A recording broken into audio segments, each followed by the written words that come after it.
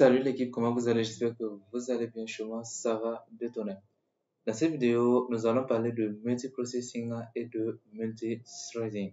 Cette vidéo est une vidéo dédiée à un de nos abonnés, Aristide Mbokasio. Dernièrement, j'ai effectué un sondage auprès de la communauté pour voir un peu quelle sera la prochaine série que nous allons aborder ensemble sur la chaîne. Et avec 72% des voix, l'analyse des données avec Python sera la prochaine série qui sera abordée dans les jours à venir.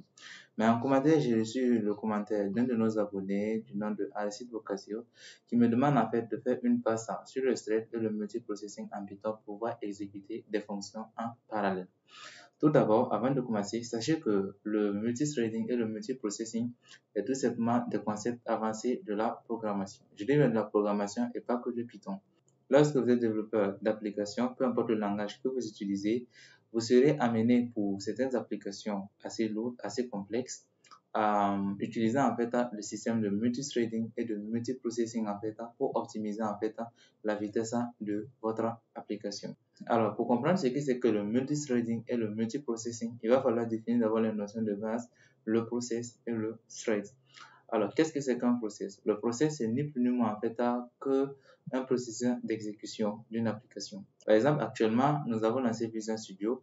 Nous avons exécuté en fait dans le système d'exploitation en fait un processus d'exécution, ce qui nous permet en fait d'avoir accès à cette application. Et tant que l'application est en cours, en fait, le processus d'exécution est toujours en cours. Mais une fois que nous fermons l'application, le processus se trouve être éteint. Maintenant, le thread, qu'est-ce que c'est? Le thread, en français, signifie fil. Ok? Donc, le thread, c'est tout simplement la file d'exécution de votre programme. Par défaut, en réalité, pour chaque application Python, ok, on dans ce contexte-là, votre application part en fait d'un seul processeur et d'un seul thread. Maintenant, il faudrait comprendre un peu la hiérarchie entre processeur et thread. Le process, c'est tout simplement le corps principal et le thread est un élément du process. Ok, cela signifie par exemple que lorsque vous exécutez votre application, le process en fait donne accès à ces informations, à ces ressources en fait aux différents threads de votre application. D'accord? Si par exemple ici vous lancez votre gestionnaire de tâches, ok, sur Windows et que vous venez dans l'onglet la performance et que vous voyez juste en bas, vous voyez en fait le nombre de processus actuellement lancés et le nombre de threads. D'accord? Là, en l'occurrence, nous avons 317 processus et 4483 threads. D'accord? Plus vous allez fermer d'applications, plus vous allez diminuer en fait les process et les threads actifs. Attention, les 317 processus en fait ne sont pas des processus que nous avons ouverts nous-mêmes. D'accord? Par exemple, si nous fermons tout ce que nous avons ouvert, c'est pas évident en fait que nous allons avoir 0 process puisque le système d'exploitation également exécute en fait des process en arrière-plan. Ça dépend pas de nous et on n'a pas de contrôle là-dessus. Maintenant, nous allons venir au code. J'ai créé tout simplement un fichier Python classique multiprocessing.py. Et dans ce fichier, nous allons créer 3 fonctions. D'accord? Une fonction de calcul, une fonction de Fibonacci et une fonction de factoriel. Soyez tranquille, en fait, je vais vous expliquer un peu comment ça fonctionne. Donc, si on fait juste un def de calculatrice, d'accord, je vais l'appeler calculatrice. Il va prendre en paramètre un entier n, voilà, donc je vais la typer. Et à l'intérieur, il va créer une variable qui va appeler result qui sera une liste. Et on va avec une boucle for, d'accord, in range de n, d'accord, on va tout simplement affecter à result ici .append le résultat en fait de la racine. Voilà, donc je vais tout simplement venir faire math.sqrt de la valeur de n expo 4. Ok, donc on va importer le module math, donc import math et c'est bon. Ok, et à la fin on va tout simplement venir faire un return de results et c'est tout. Cette fonction est très facile. Maintenant nous allons passer à la fonction de la factorielle. Alors qu'est-ce que c'est que la factorielle?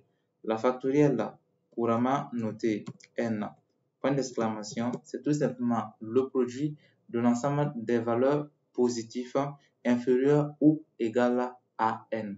D'accord? Pour expliquer, par exemple, si on cherche la factorielle de 4, d'accord? La factorielle de 4, en fait, est égale à 4 fois 3 fois 2 fois 1. D'accord? Et dans le même sens, en fait, la factorielle de 6, notez 6, point d'exclamation, c'est tout simplement égal à 6 fois 5 fois 4 fois 3 fois 2 fois 3 d'abord fois 2 fois 1. La factorielle de 4, 4 fois 3 fois 2 fois 1, ça fait 24. D'accord? Et la factorielle là, de 6, 6 fois 5 fois 4 fois 3 fois 2 fois 1, ça fera normalement 720. Ok? Vous pouvez vérifier. 6 fois 1, ça fera 30.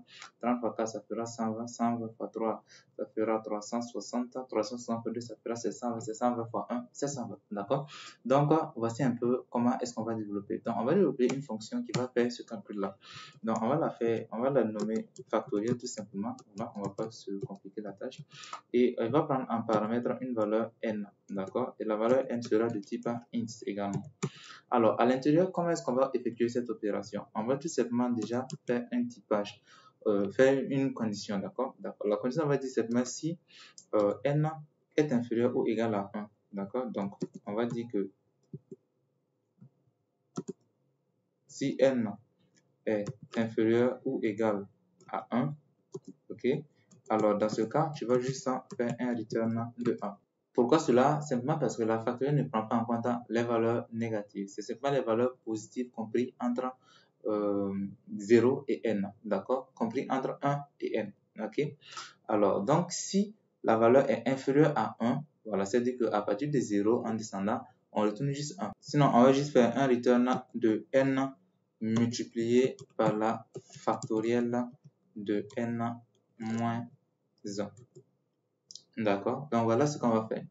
Alors, on va tester notre fonction. On va juste venir faire def, pas def, excusez. On va juste appeler la fonction avec factoriel. On va lui passer 4 pour vérifier un peu le résultat. Donc, on va faire juste un print de ça. OK? Si on lance l'exécution de notre programme, OK, il va tout simplement initialiser les fonctions. Et là, il me retourne 24. Donc, ça prouve avec que ça fonctionne. OK?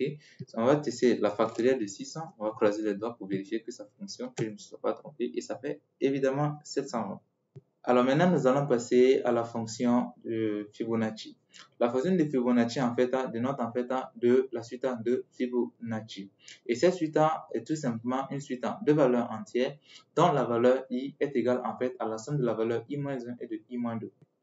Par exemple, si on veut prendre les 10 premières valeurs de la suite de Fibonacci, nous aurons entre dans 0, 1, 1, 2. Ensuite, on aura 3, 5, 8, 13. Après 13, on aura 21. Ensuite, 34. Donc, ça fait les 10. 1, 2, 3, 4, 5, 6, 7, 8, 9 et 10. Alors, qu'est-ce que vous remarquez? Par exemple, si vous prenez n'importe quelle valeur, prenons par exemple la valeur de 5, vous voyez en fait que 5 en fait égale à 3 plus 2, qui sont en fait les deux derniers chiffres en fait de la suite. Si vous prenez 8, 8 égale à 5 plus 3. Si vous prenez 13, 13 égale en fait à 8 plus 5. Ainsi de suite, 21 égale à 13 plus 8 et 34 égale à 21 plus 13. Donc, on va développer également une fonction qui va nous générer la suite de Fibonacci. Pour développer cette fonction, nous allons développer une fonction simple en fait qui va nous retourner la Fibonacci en fait d'une valeur définie. Donc Fibonacci, il va prendre n comme valeur et ce sera une valeur entière. Alors, déjà, on va également conditionner, on va vérifier en fait que n en fait, si n est égal à 0. Si n égale à 0, automatiquement, on va retourner tout simplement 0. D'accord? La Fibonacci de 0 égale à 0. OK? Donc là, j'ai oublié les 2 points. OK. Ensuite, si n n'est pas égal à ça, on va vérifier en fait que n en fait, on va vérifier si n est inférieur ou égal à 1. Bon, on va vérifier également si n est égal à 1 plutôt, ça sera mieux. Donc si n est égal à 1, là également, on va retourner tout simplement 1. OK?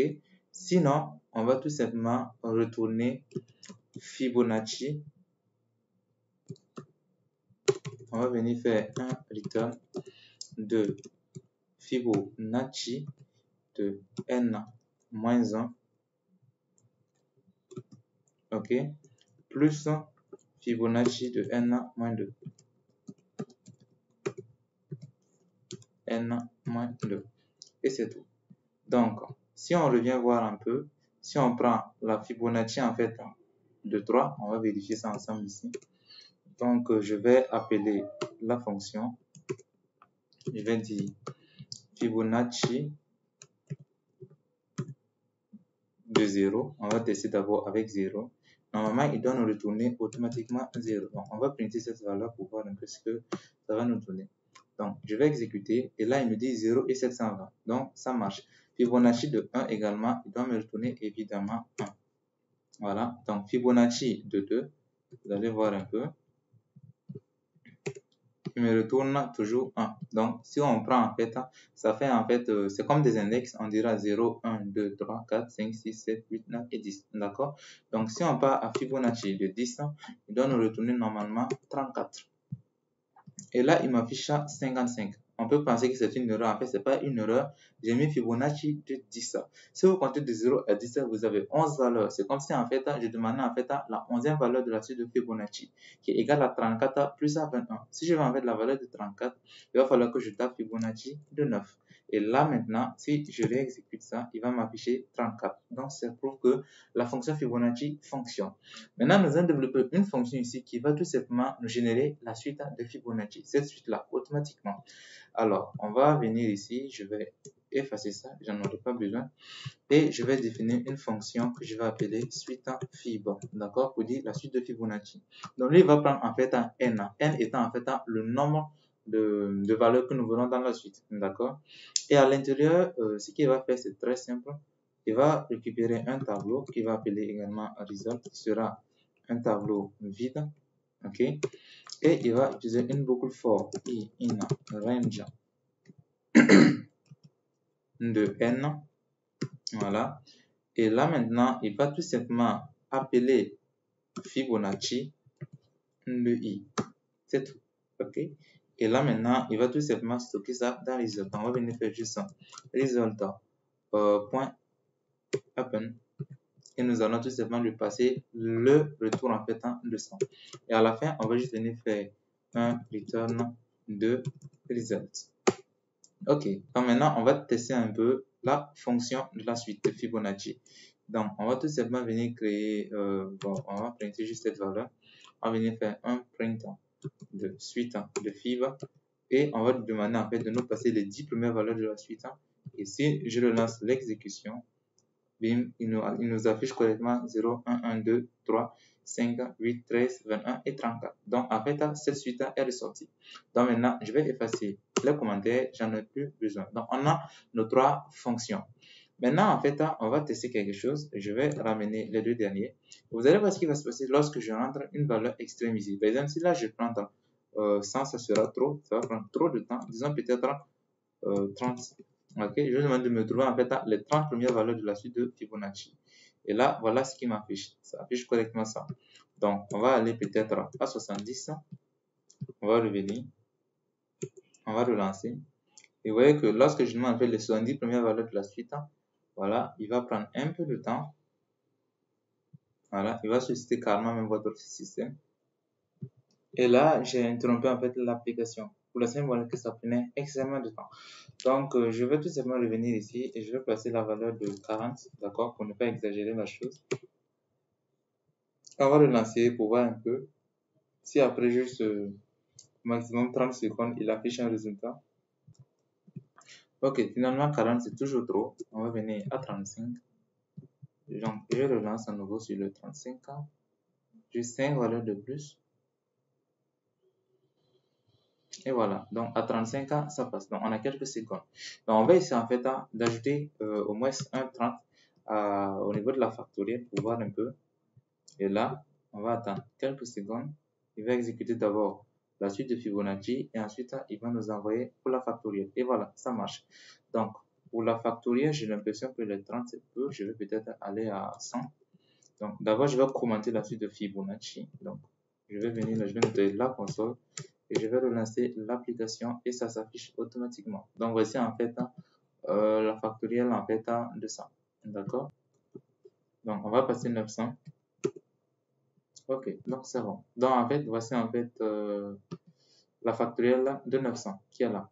Maintenant, on va tester notre première fonction ici. Voilà, on va passer une valeur à notre fonction. Donc je vais la demander en fait de faire un print de la fonction calculatrice auquel je vais passer une valeur entière, disons 1000 par exemple.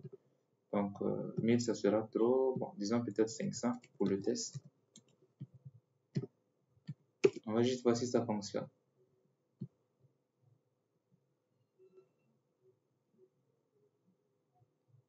D'accord, ça fonctionne. Bizarrement, on a la même valeur partout. 25 250 trimestres.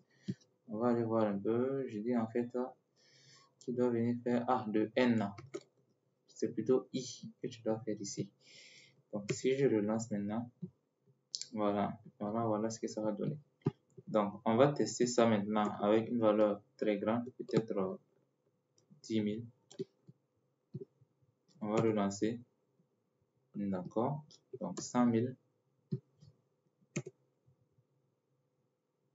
Voilà. C'est mieux. Maintenant, on va aller à 1 million.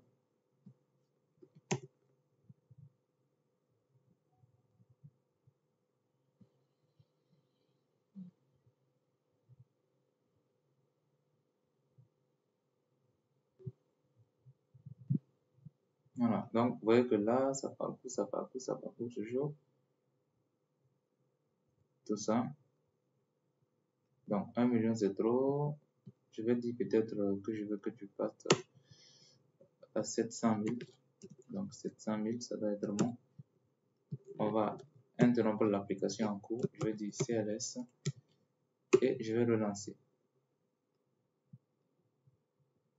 D'accord. Donc, je vais enlever l'affichage déjà parce que pour ça, je ne veux pas qu'il affiche beaucoup trop de ça. Je vais nettoyer et je vais relancer. Et voilà. Donc, il exécute correctement. D'accord. Donc, on va revenir maintenant pour 1 million pour vérifier puisque c'était l'affichage qui bloquait. Si on relance, ok. Donc, ça marche toujours. On va aller à 10 millions de valeur. Ok, c'est bon. Donc, on va voir le temps qu'il va prendre à peu près. Voilà, donc c'est bon. Donc, en fait, j'ai les valeurs d'essai qu'il y a. Maintenant, ce qu'on va faire, c'est qu'on va utiliser en fait le module time, d'accord, pour essayer d'évaluer le temps que nos trois applications vont prendre pour s'exécuter. Donc, on va importer le module time tout court. Et là, je vais venir là, je vais créer un temps que je vais appeler start, ok, qui sera égal à time. D'accord. Donc, la fonction time, en fait, va marquer un point temporel A, d'accord. Et là, à la fin de l'exécution de toutes ces trois fonctions, donc je vais même enlever les prints, je ne vais plus les printer, juste l'exécuter. Donc, on va enlever tout ça. On ne va rien récupérer du tout. On va juste exécuter ça, à voir le temps qu'il va prendre pour s'exécuter.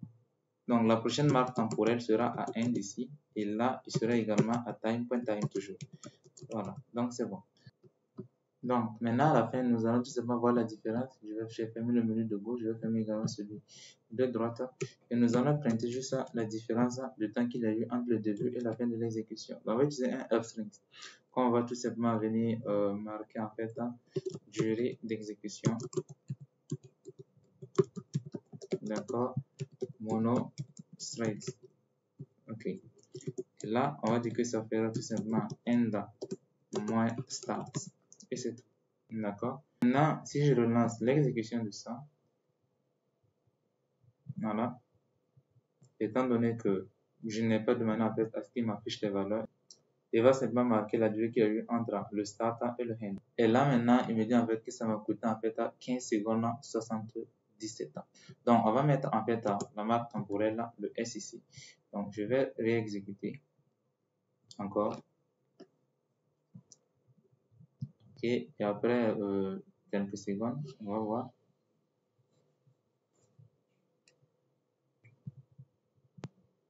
Voilà, là il me dit que ça m'a pris 12 secondes 57. D'accord. Alors, cela signifie en fait que l'exécution de mes trois fonctions m'a coûté 12 secondes en monothread et en monoprocess.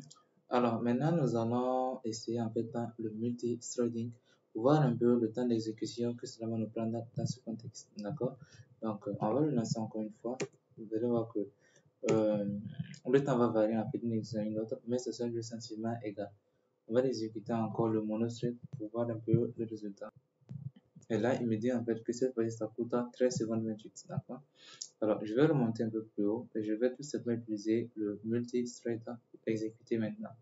Alors, en multithread, il va falloir que l'on importe déjà et on va venir faire from en fait. D'accord?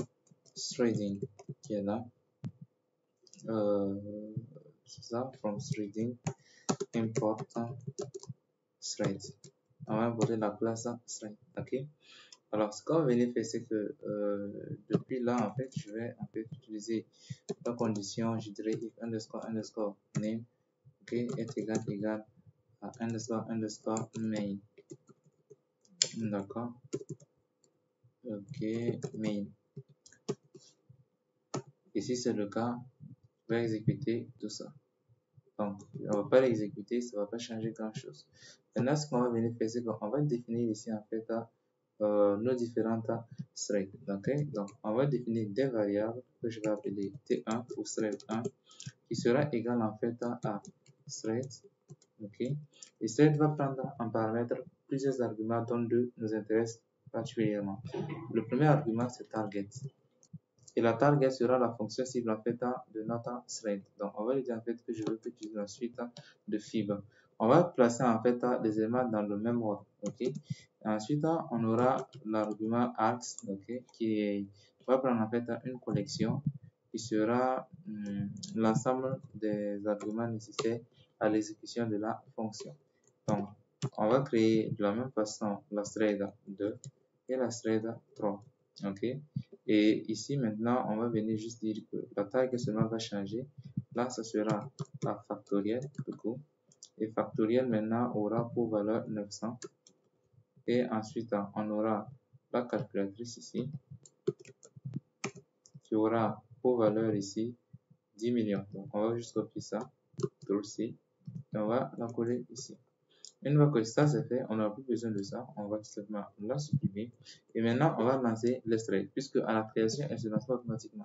On va utiliser la fonction point, la fonction start pour lancer chaque thread. Ok. Et si on lance le thread, on dira thread 2 et thread 3. Maintenant, ici, on ne sera pas en mono, mais en multi. Ok. Donc, multi-thread. On va exécuter l'application à cette étape-là pour voir. Et là, ça passe pas. Ok, non, là ça passe pas parce que j'ai oublié ça. Donc, le 2 underscore ici, l'essentiel. Et là, il m'affiche en fait que ça prend 0,09 secondes. Non, à peine une seconde. Il y a une erreur qui se passe. En fait, c'est pas une erreur, mais on a omis quelque chose. Rappelez-vous, en fait, là, on a créé en fait trois threads parallèles à notre thread principal. Le thread exécute en fait l'ensemble des scripts. Ok. Maintenant, étant donné qu'il s'exécute en parallèle, en fait, on a lancé ce thread-là, certes, mais on n'a pas empêché le thread principal en fait de couper son exécution. Donc, en fait, il exécute toujours, il passe, il attribue en fait ces tâches-là aux autres threads en parallèle, mais il va prendre l'exécution et là, il va mettre fin à l'exécution ici, il va prendre le temps de fin, il va afficher ça. Donc, pour faire simple, en fait, nos threads en fait ont été terminés effectivement après qu'il ait marqué le temps d'arrêt. Donc, pour le notifier en fait qu'on veut qu'il récupère les résultats de ce thread là, ok, ou du moins qu'il passe jusqu'à la fin d'exécution de ce thread, on va utiliser la fonction join, ok. On va utiliser ça pour le thread 1, 2 et 3. On va venir dire que le thread 2 aussi est là et le thread 3. D'accord. Maintenant, si on exécute l'application, vous allez voir que ça va changer du tout au tout. Il sera plus en tout cas 0,09 secondes. Ok. Et là, il m'affiche en fait à 15 secondes. Donc, cela signifie en fait que l'exécution en fait de tout ça en fait m'a coûté 15 secondes, ce qui est quand même beaucoup plus grand que les 13 secondes du mono. Ok. Donc, on peut l'exécuter pour voir un peu si ça va changer. Je sais que ça peut varier, mais ça ne sera pas en grand. D'accord. Donc, voilà, on va attendre un peu. Voilà. Et là, on voit que ça réduit de 1 seconde, mais toujours quand même toujours supérieur à ça. D'accord. Alors, pour voir un peu là en fait, je vais revenir un peu au-dessus ici. Vous allez voir un peu ce que je vais faire. Je vais copier, bon, pas tout ça. Donc, je vais revenir ici et je vais exécuter quand même l'ensemble de ça. Je vais exécuter en fait la suite de fibres avec 35. Et là, je vais exécuter factoriel de 900. Et ensuite, je vais exécuter calculatrice de 10 millions. c'est bon. Et donc, je vais copier ça, CTRL D, que je vais le coller par ici. Et ensuite, je vais copier ces deux lignes-là.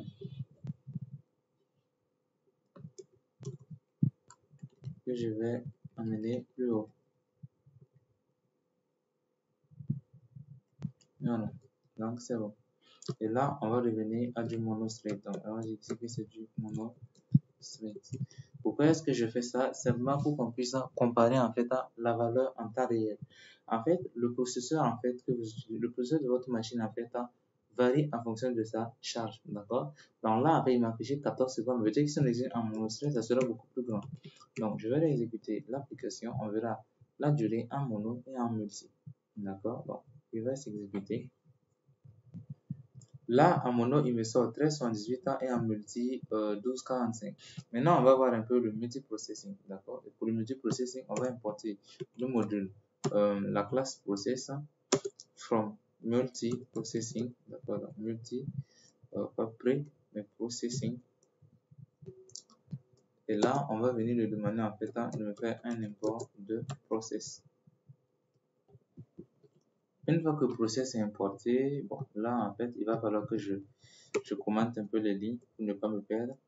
Donc là, je vais dire que c'est le mono straight. Ok. Voilà. Ensuite, par ici, on va venir dire ici que là, on a fait à du multi straight. Et enfin, à la fin, on va avoir affaire à du multi processing. Et voilà. Donc, pour le multiprocessing, on va juste copier en fait les instructions. Bon, on ne va pas les copier. On va les créer à nouveau. Et là, on va créer un process T1 qui sera de la classe process. Il aura également l'attribut target qui va prendre la fonction cible. Et on va copier exactement les mêmes choses ici. Donc, on va dire d'abord qu'on va exécuter la suite de Fibonacci. Ici. Voilà. Donc là, je vais enlever ça. Et il va prendre également le paramètre axe qui est ici. Donc ensuite, on va venir faire P2 qui doit être égal à un deuxième process qui va avoir pour target Fibonacci, mais la factorielle. D'accord. Et ensuite, il va prendre pour axe 900. Et enfin, on va avoir notre troisième process qui va avoir pour target calculatrice et pour axe il va avoir 10 millions. Et voilà. Ensuite, on va lancer notre process en disant que P1.start. On va venir dire P2.start, P3.start. Enfin, on va également récupérer leur valeur avec P1.join. Et ainsi de suite. On dira ici que ça fait du P3 et du P2. Attention, CTRL Z. Et là, on va dire du P2. D'accord? Donc, ça bim. Alors, on va venir là également, on va marquer, on va prendre le marque temporel ici. On va venir dire que c'est start. Donc, toujours, on copie. Et on envoie en dessous. Ok. Et ensuite, on va copier ces deux lignes-là. Et ça aussi, on va l'envoyer carrément à la fin. Et là, maintenant, on n'aura pas accès au multi-threads, mais on aura tout simplement du multi-processing ici. Donc, on va lancer l'exécution, on va comparer le mono, le multi-thread et le multi-process. Donc, après une dizaine de secondes,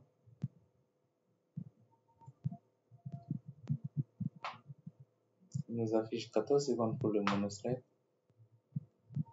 13 secondes pour le multi-thread et 8 secondes pour le multi-processing. Donc, c'est assez clair. Vous voyez que lorsqu'on est en mono, on a 14 secondes. En multi-thread, on est à 13 secondes et en multiprocessing, on est à 8 secondes. D'accord? Mais ne voyez pas seulement le gain en temps, mais également la performance du code. Qu'est-ce que j'entends par là?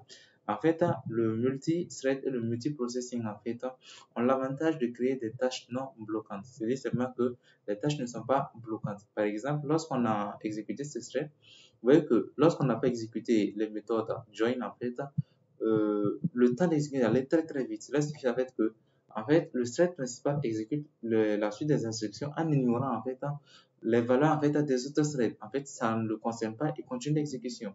Donc, ça signifie en fait que les instructions en fait dans les threads ne bloquent pas le fil d'exécution de votre application et c'est ça qui est très important.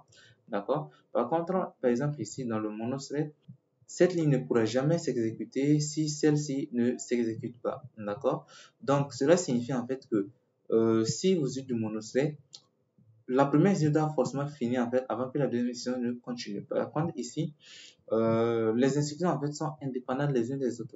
Euh, Donc, ce qui fait qu'aucun thread ne bloque l'exécution d'un autre thread. D'accord? Ils partagent les mêmes ressources, mais aucun n'est bloquant.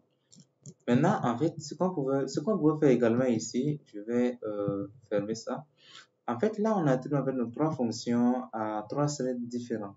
Le problème qu'il y a en fait, c'est que à ce moment, en fait, le thread principal ne fait absolument rien. Il va juste attendre Tena à récupérer les infos en fait des trois threads en parallèle, puisqu'on a demandé qu'il récupère ça avant de continuer.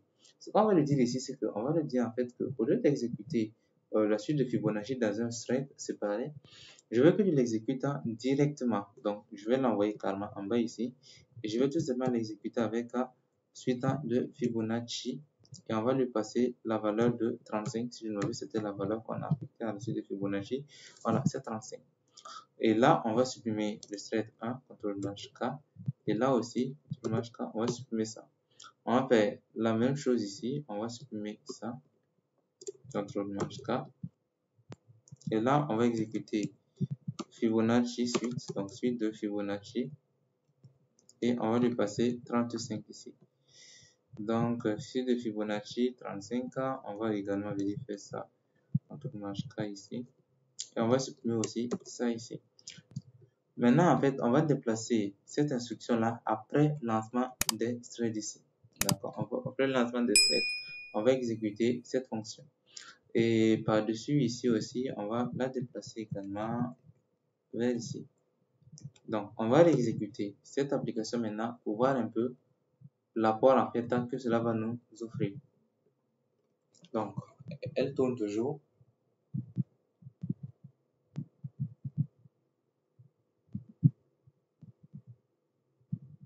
En monothread, on a 13 secondes 44. On va voir en multithread, il nous retourne 13 secondes 04. Et en multiprocessing, on aura 8 secondes 74. Bon, donc en fait, on voit en fait que la différence a été marquée au niveau du multiprocessing en gagnant encore une seconde de plus. Mais encore une fois, ce n'est pas seulement le gain en temps qu'il faut voir, mais surtout en fait la performance du code, puisque là, on crée des fonctions non bloquantes par les threads. Maintenant, revenons un peu à l'explication que je donnais plus haut. Le multi-threading en fait que j'ai expliqué, je vous disais en fait que les threads en fait en parallèle à notre thread principal ont accès aux mêmes ressources en fait que le thread principal, puisque les ressources en fait sont détenues par le processeur. Étant donné que les threads sont des éléments du processeur, ils ont accès aux mêmes ressources. Maintenant en fait le problème c'est que ce partage en fait de données entre les différents threads peut être un avantage et un inconvénient à la fois. Pourquoi est-ce que cela peut être un inconvénient? Supposons par exemple que dans nos deux sets qu'on a, les deux sets qu'on a ici, le T2 et le T3, le T2 en fait ouvre en fait un fichier, d'accord, un fichier pour effectuer en fait une opération d'écriture, d'accord. Et au même moment en fait le T3 en fait, le thread 3 accède au même fichier mais pour des opérations de lecture. Vous voyez un peu le quiproquo. Donc, si au même moment, en fait, à un instant T0, tous les deux threads ont accès au fichier, l'un en écriture et l'autre en lecture, il y aura un conflit. Et à ce moment, en fait, on peut avoir des comportements assez inattendus dans le programme. Donc, voilà pourquoi Python met en place ça, le GIL, Global Interpreter Lock, qui assure que deux states n'aient pas accès à une même variable à un instant t0. Donc, cela empêche en fait à deux states de s'exécuter à un même instant t0. Lorsque vous exécutez une première instruction, en fait, le langage, l'interpréteur marque un arrêt de quelques microsecondes, en fait, avant d'exécuter l'instruction qui suit. OK? Et alors, pendant cette pause, en fait, de quelques microsecondes, le Python va passer en fait le lock, voilà, puisque c'est un verrou, il va passer le verrou à un autre thread. Et tant que le verrou appartient à un autre thread, le thread qui est exécuté avant ne peut plus continuer. Donc, il va attendre en fait que le thread qui a le verrou actuellement exécute une instruction. Et lorsqu'il n'a plus besoin du verrou, lorsqu'il sera en pause, il va passer le verrou encore à un autre thread et il va en fait se passer des verrous ainsi. Donc, cela empêche à un instant T d'avoir deux threads qui s'exécutent en même temps. Bien évidemment, cela est à une échelle microscopique, dans millisecondes. Vous ne sentez pas l'effet en fait, vous voyez que ça s'exécute rapidement, mais en fait, on ne s'exécute pas tous au même moment. Donc, ce qui fait que, en fait, avec le multithreading, ce n'est pas vraiment du parallélisme comme avec le multiprocessing. Le multiprocessing permet de faire du parallélisme complet pour la simple et bonne raison que les données ne sont pas partagées entre process. Par exemple, ici, le process P2 en fait a ses ressources qui est différent du process P3. Bien évidemment, on peut communiquer en fait deux process ensemble avec un pipe par exemple pour les permettre de se passer des données qu'ils vont utiliser l'un et l'autre. C'est la fin de cette vidéo. Dans cette vidéo, nous avons vu en fait ce que c'est qu'un process, ce que c'est qu'un thread. Nous avons vu en fait le multithreading, le multiprocessing et nous avons vu en fait les avantages de l'un et de l'autre. D'accord? Sachez quand même qu'il y a pas mal de choses encore à voir là-dessus. Ça, c'est une vidéo d'introduction. Si vous avez besoin de approfondir sur le sujet, n'hésitez pas. Laissez-vous en commentaire en fait, comme à récit, posez des questions. Et si besoin est que je dois en fait faire une nouvelle vidéo pour approfondir le sujet, je le ferai avec un grand plaisir. Donc, n'oubliez pas, abonnez-vous, likez, commentez, partagez encore la vidéo et rendez-vous à la semaine prochaine à la même heure, 15h GMT. Bye.